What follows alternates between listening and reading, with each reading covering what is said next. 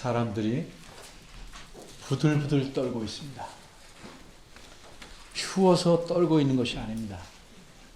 무섭고 두려워서 그렇습니다. 이 떨고 있는 사람들은 일반인이 아니라 싸움하러 나온 군인들입니다. 그런데도 모두 떨고들이 있습니다. 용감해야 할 군인들이 왜 이렇습니까? 이들도 용감하고 싶습니다.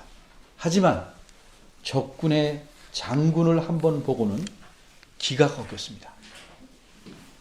싸울 엄두가 나지 않습니다. 도대체 적군의 장군이 어떠하기에 이렇듯 떨고만 있는 것일까? 만일 우리가 그 적군의 장군 앞에 선다면 마치 코끼리 앞에 선 것처럼 그렇게 느낄 수 있을 만큼 장군은 엄청나게 컸습니다. 그 장군은 사람이지만 괴물과 같습니다. 키는 3m가 넘습니다. 그러니 그의 몸집은 어마어마합니다. 그는 머리에 노스로 만든 투구를 썼고 갑옷을 입었는데 갑옷의 무게만 약 어른 한 사람의 무게 60kg이나 됩니다. 그는 허리에 칼을 찼고 등에는 짧은 창을 맸고 손에는 긴 창을 들고 있었습니다. 그가 들고 있는 창이 얼마나 큰지 그 창의 칼날만 7kg이나 됩니다. 이 괴물이 아침 저녁으로 나와서 이쪽을 향하여 큰 소리로 외칩니다. 이쪽 군대를 조롱합니다. 너희가 어찌 감히 나와서 우리와 싸우려고 하느냐? 덤비려면 덤벼봐라. 그렇게 쥐새끼들처럼 숨어만 있지 말고 남자들답게 나와서 싸워라. 그러면서 별의별 모욕을 다 합니다. 이렇게 무려 40일을 아침 저녁으로 외쳐댑니다. 그래도 싸움하려고 나오지 않으니까 이런 제안을 합니다. 모두 다 나와서 싸우지 않으려면 너희 중에서 가장 싸움 잘하는 한 사람을 택해서 내보내라. 나와 1대1로 싸우자. 그래서 그가 나를 죽이면 우리 모두가 너희 종이 될 것이고 내가 그를 죽이면 너희가 우리 모두의 종이 되기로 하자. 그러나 아무도 자원하는 사람이 없습니다. 왜? 나가면 죽을 것이 뻔하기 때문입니다. 그런데 자기 혼자 죽는 것으로 끝나지 않고 그 나라 백성 전체가 적군에게 잡혀서 노예가 될 것이기 때문입니다. 이 군대에는, 이 조롱당하는 군대에는 왕이 직접 나와서 싸움을 격려하고 있습니다. 이 왕은 다른 모든 백성들보다 키가 훨씬 큽니다. 다른 사람의 키는 그래서 서봤자 왕의 어깨 정도에 닿을 정도. 이 왕은 다른 백성들보다 머리 하나 정도가 큰 셈입니다. 물론 이 왕의 몸집도 큽니다. 이 왕은 싸움을 매우 잘하는 용감한 사람입니다. 그런데도 적군의 괴물 장군에게는 상대가 되지 않았습니다. 그래서 왕은 3가지 상을 주겠다고 합니다. 나가 싸워서 적군의 그 괴물을 죽이는 자에게는 엄청난 재물을 줄 것이고 공주와 결혼시킬 것이고 그 집안의 신분을 높여주겠다. 파격적인 상금입니다. 그러나 아무도 나서지 않습니다. 왕은 애가 탑니다. 버티는 것도 한계가 있는 법입니다. 이렇게 시간만 끈다고 해결되는 것이 아니고 잘못하다간 나라가 모두, 백성이 모두 멸망하고 말 것이 뻔합니다. 그래서 왕은 심히 애가 탔습니다. 그런데 정말 반가운 소식이 들립니다. 이 소식을 듣자 왕은 오랜 가뭄 끝에 비가 내리자 너무 좋아서 춤을 추는 농부와 같은 심정입니다. 싸움에 나가겠다는 지원자가 있다는 소식입니다. 왕은 그 지원자를 데려오라고 했습니다. 그런데 왕이 이 지원자를 보자마자 한숨이 나왔습니다. 왜? 지원자는 군인이 아니었습니다. 잘생긴 볼이 빨간 소년이었습니다. 이 소년을 적군의 장군과 싸우라고 내보낸다는 것은, 자기도 두려워하는 그 장군과 싸우라고 내보내는 것은 마치 태어난 지 하루 된 하루 강아지를 호랑이와 싸우라고 내보낸 것과 마찬가지라는 생각이 듭니다. 그래서 왕은 소년을 말립니다. 왕은 소년에게 이렇게 말합니다. 사무엘상 17장 33절을 표준 세번역 개정판으로 읽으면 이렇습니다. 그만두어라. 내가 어떻게 저자와 싸운단 말이냐. 저자는 평생 군대에서 뼈가 굵은 자이지만 너는 아직 어린 소년이 아니냐. 그렇지만 소년은 굽히지 않습니다. 자신은 양을 치면서 사자나 곰을 물리쳤다고 말합니다. 나가서 싸우면 반드시 이길 것이라고 확신에 차서 말합니다. 그리고 소년은 왕이 더 이상 말릴 수 없을 만큼 강력하게 이렇게 말합니다. 37절입니다. 여호와께서 나를 사자의 발톱과 곰의 발톱에서 건져내셨으니 나를 저 사람의 손에서도 건져내실 것입니다. 하나님이 그러시겠다는데 할 말이 없죠. 왕은 하는 수 없이 허락합니다. 드디어 소년은 이 괴물과 싸우러 나갑니다. 그러나 손에는 창이나 칼이 없습니다. 투구도 갑옷도 입지 않았습니다. 왕이 필요한 무기와 갑옷을 입게 해봤지만 오히려 거추장스러워서 벗어놓고 나온 것입니다. 그가 그나마 무기라고 손에 든 것은 양을 칠 때 쓰던 지팡이와 무림매입니다. 무림매란 노끈에 돌을 메어 손으로 두 끝을 잡아 휘두르다가 한쪽을 놓으면서 그 돌을 멀리 던지는 도구입니다. 이 무림매를 우리가 갖고 있는 성경에는 물매라고 했습니다. 이 소년은 시냇가에서 매끄러운 돌 5개를 골라왔습니다. 소년의 계획은 사자나 곰을 맞추듯이 무림매로 돌을 던져서 괴물을 맞추려는 것입니다. 여기까지가 오늘 본문의 앞부분인 17장 1절에서 40절을 간추린 내용입니다. 이제 본문으로 들어옵니다. 드디어 소년은 적군의 장군인 괴물과 맞서게 됩니다. 42절입니다. 그런데 이 괴물이 소년을 보자 너무 어이가 없었습니다. 게다가 창도 없이 칼도 없이 갑옷이나 투구도 쓰지 않고 맨몸입니다. 그런데 손에 막대기를 쥐고 있습니다. 하루 강아지가 범 무서운 줄 모른다는 말이 있긴 하지만 이렇게도 나를 무시할 수 있는가? 괴물은 굉장히 기분이 나쁘고 화가 났습니다. 그래서 이렇게 묻습니다. 43절입니다. 내가 개냐?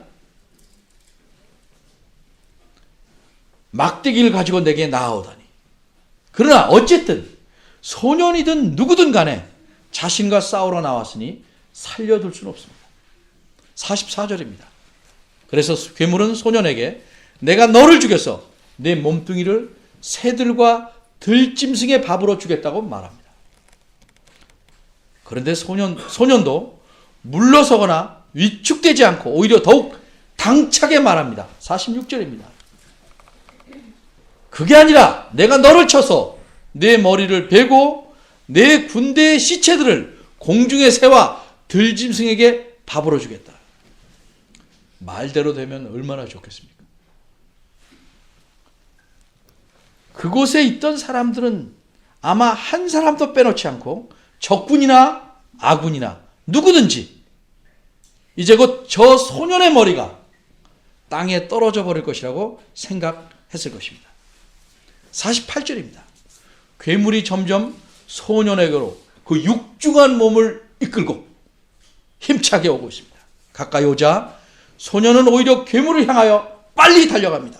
그러면서 돌을 하나 꺼내서 무림매에 넣고 힘차게 돌려서 던졌습니다. 괴물의 앞에는 상대의 공격을 방패로 막아주는 군인이 있었습니다. 그러나 총알처럼 빠르게 날아오는 돌을 막을 수가 없었습니다. 순식간에 일어난 일입니다. 49절입니다. 날아온 돌은 괴물의 이마에 박히고 괴물은 땅에 꼬꾸라지고 말았습니다. 이것이 오늘 본문의 내용입니다.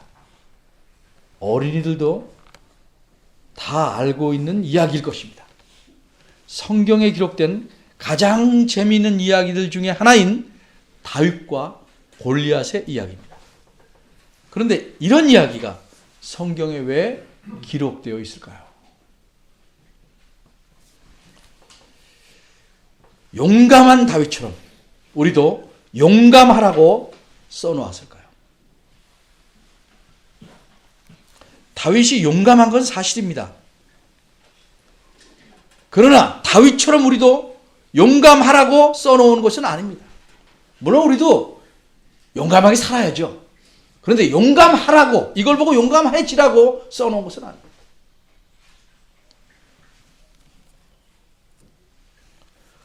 혹시 하나님께서 골리앗에게 승리하게 해주실 것이라고 다윗이 분명하게 믿었던 것처럼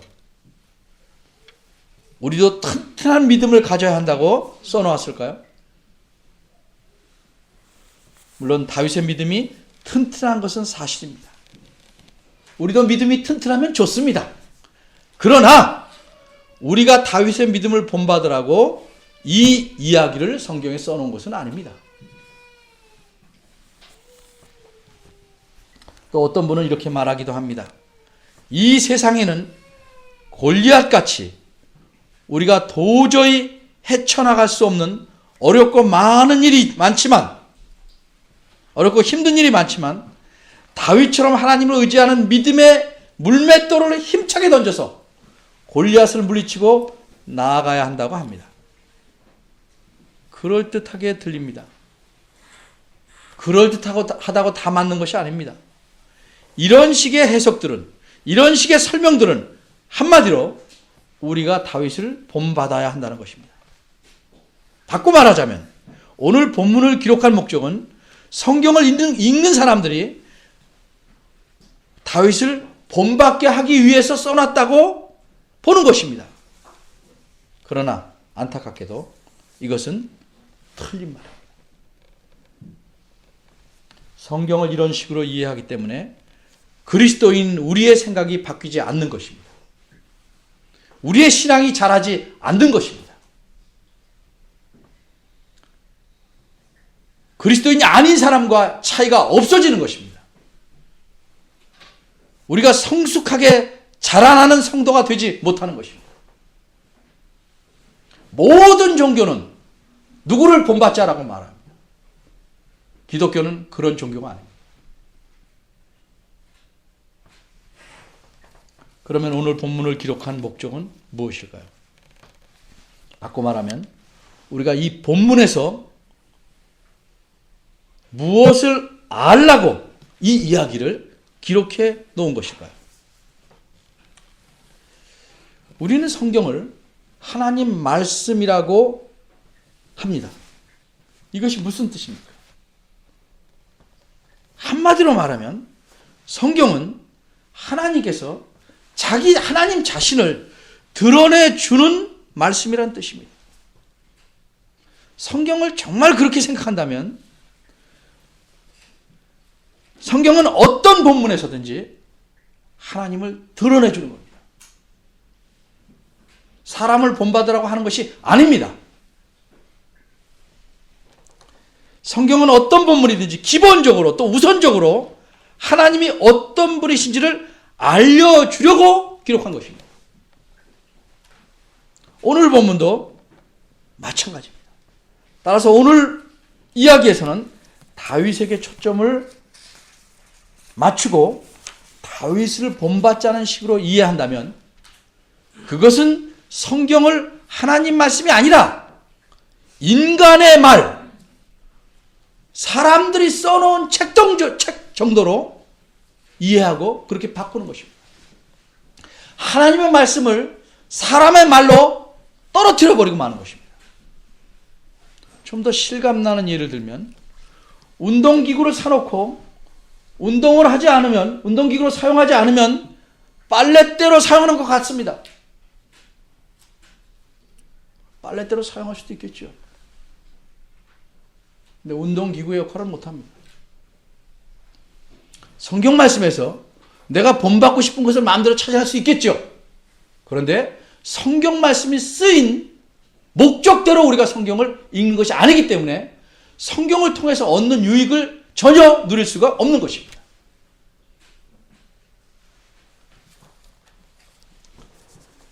이처럼 이 이야기의 초점이 다윗이 아니라 하나님이시기에 다윗을 우리에게 적용할 수 없는 이유 두 가지만 더 살펴보겠습니다.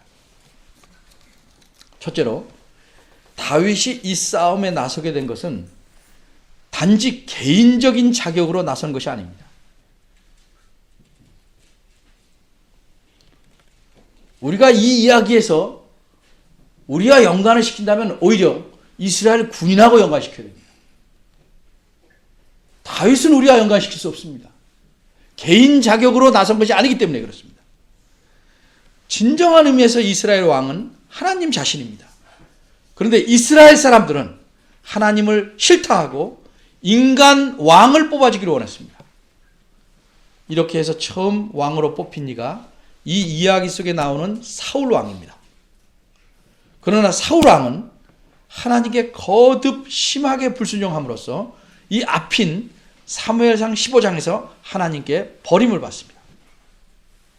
그리고 요 바로 전장인 16장, 특별히 12, 13절을 보면 사무엘 선지자는 하나님의 명령대로 다윗을 이스라엘의 왕으로 택하여 기름을 부었습니다. 따라서 이제 하나님의 관점에서는 사울이 이스라엘 왕이 아닙니다. 그저 사울은 왕 자리를 내놓지 않고 차지하고 있는 한 인간에 불과한 것입니다. 이스라엘 왕으로 세움을 받은 이는 다윗입니다. 이스라엘은 다른 나라들과는 다릅니다. 비록 인간 왕이 있지만 이스라엘 백성은 여전히 하나님의 백성이고 왕은 하나님의 일꾼일 뿐입니다. 위대한 왕이냐 아니냐는 하나님의 백성이 이스라엘이다, 내 백성이 아니다 하는 사실을 아느냐 모르냐에 달려 있었습니다.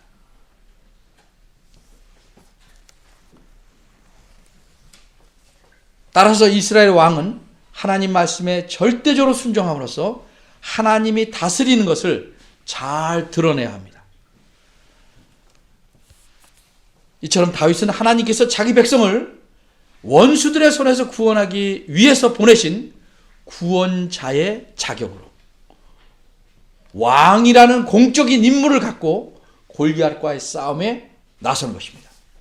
오늘 본문 45절에서 다윗이 골리앗에게 한 말, 이 말에서 이런 사실이 드러납니다. 45절입니다.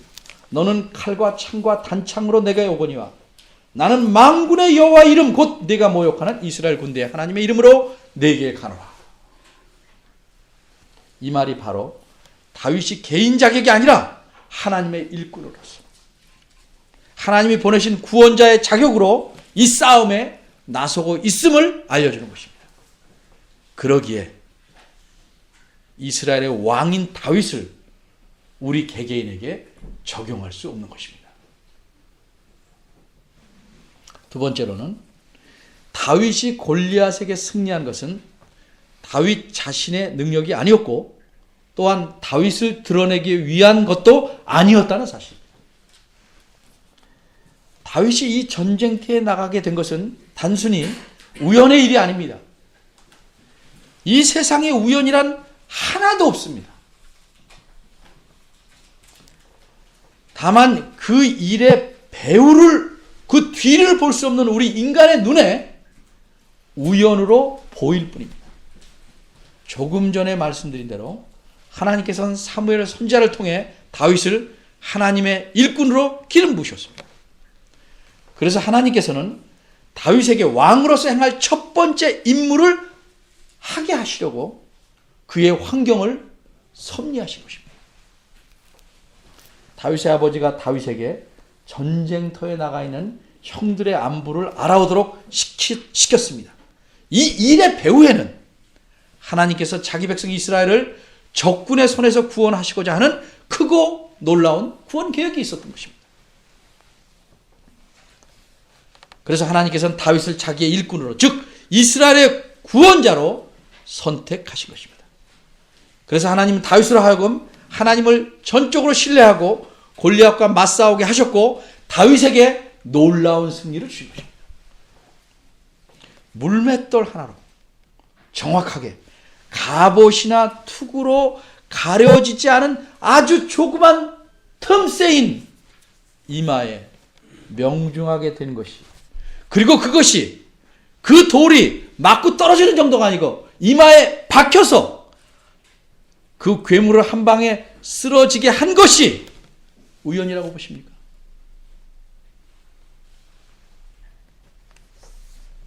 다윗 자신은 말합니다. 46절입니다. 오늘 여호와께서 너를 내 손에 붙이실 것이다. 다윗은 하나님께서 간섭하실 것을 믿고 하나님께서 이기게 하실 것을 믿고 자신이 던지는 물맷돌 하나로 골리앗이 꼬꾸라질 것을 알고 던졌습니다. 이처럼 하나님께서는 도저히 인간적인 계산으로는 불가능한 승리를 얻게 하신 겁니다. 따라서 이것은 엄밀히 말해서 다윗 자신의 승리가 아니라 하나님 자신의 승리인 것입니다. 이처럼 인간이 초점이 아니기 때문에 다윗을 닮자는 식으로 이 이야기를 우리에게 적용할 수는 없는 것입니다. 그럼 하나님께서 다윗을 승리하게 하신 목적은 무엇입니까? 다윗은 하나님께서 다윗 자신에게 승리를 주실 것을 분명히 알았고 승리를 주시려는 목적도 분명히 알았습니다. 46절과 47절입니다. 표준 세번역 개정판을 읽겠습니다. 어린이들 위해서 그렇습니다. 주님께서 너를 나의 손에 넘겨주실 터이니 내가 오늘 너를 쳐서 네 머리를 베고 블레셋 사람의 주검을 모조리 공중의 새와 땅의 들짐승에게 밥으로 주어서 온 세상이 이스라엘의 하나님을 알게 하겠다. 또 주님께서는 칼이나 창 따위를 쓰셔서 구원하시는 것이 아니라는 것을 여기에 모인 이 온 무리가 알게 하겠다. 전쟁에서 이겨지는 것은 주님께 달린 것이다. 주님께서 너희를 모조리 우리 손에 넘겨주실 것이다. 이처럼 하나님께서 다윗으로 승리하게 하신 것은 단지 다윗 개인이 영광을 얻게 하심이 아닙니다. 하나님께서는 온 세상으로 하여금 하나님 자신이 살아계신 참 하나님이심을 알게 하시고 또 하나님의 구원하심은 결코 인간적인 도구에 달려있지 않다는 사실을 입증하시려고 승리를 주신 것입니다. 하나님은 이러하신 분이라는 사실을 알려주려는 것이 오늘 본문의 기록 목적이고 의도입니다. 하나님에 대해서 알려주려는 것입니다. 이와 같이 다윗을 통해 자기 백성 이스라엘에게 구원을 주신 하나님께서는 같은 원리로 모든 역사 속에서 그렇게 자기 백성을 구원해내셨습니다. 앞으로도 그러실 것입니다.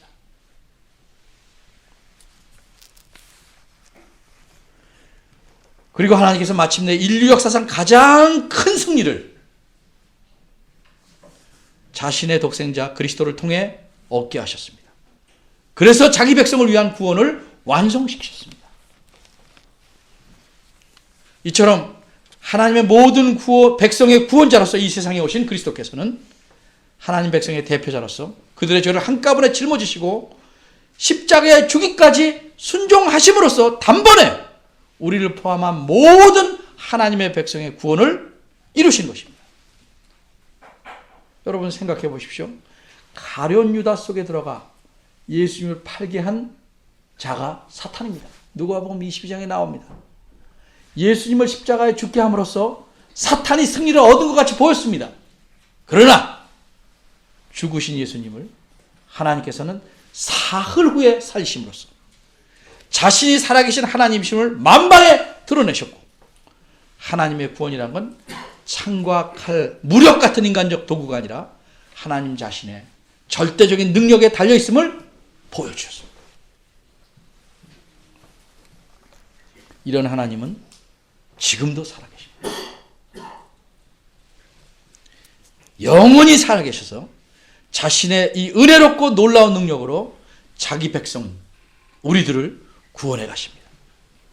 하나님은 자기 백성인 우리를 억누르는, 보이거나 보이지 않는 모든 세력에서 온전히 건져내시는 분입니다.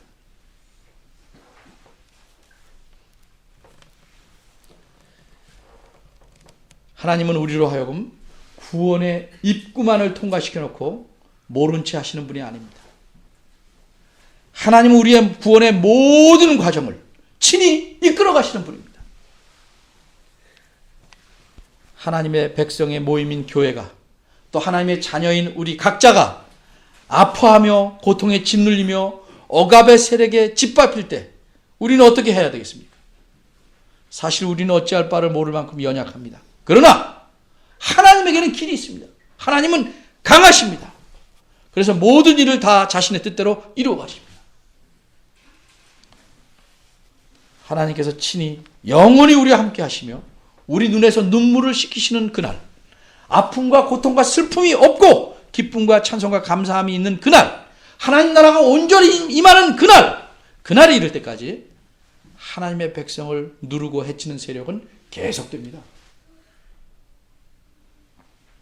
그러나 하나님, 살아계신 하나님, 우리의 구원을 이루어 가시는 그 능력의 하나님의 역사도 여전히 계속될 것입니다. 이런 하나님을 바라보며 어떤 역경 속에서도 흔들리지 않고 살아가시기를 바랍니다. 기도하겠습니다.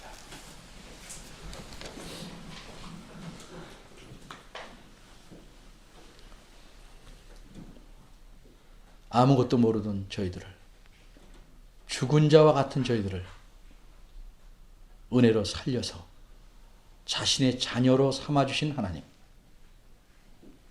이 하나님을 저에게 잊지 않게 하시고 놓지 않게 하시고 외면하지 않도록 저희들의 고개를 들게 하시고 시선을 고정시키도록 도와주시옵소서. 저희들은 스스로 교만하고 자신을 과대평가하고 때로는 평가절하하기도 합니다. 저희가 하나님의 자녀이고 세상의 모든 일이 하나님의 손 안에서 이루어짐을 잊지 않고 살아가는 당당한 하나님의 백성일 수 있도록, 하나님의 자녀일 수 있도록 굳건히 붙잡아 주옵소서. 예수님의 이름으로 기도합니다. 아멘. 다 같이 일어나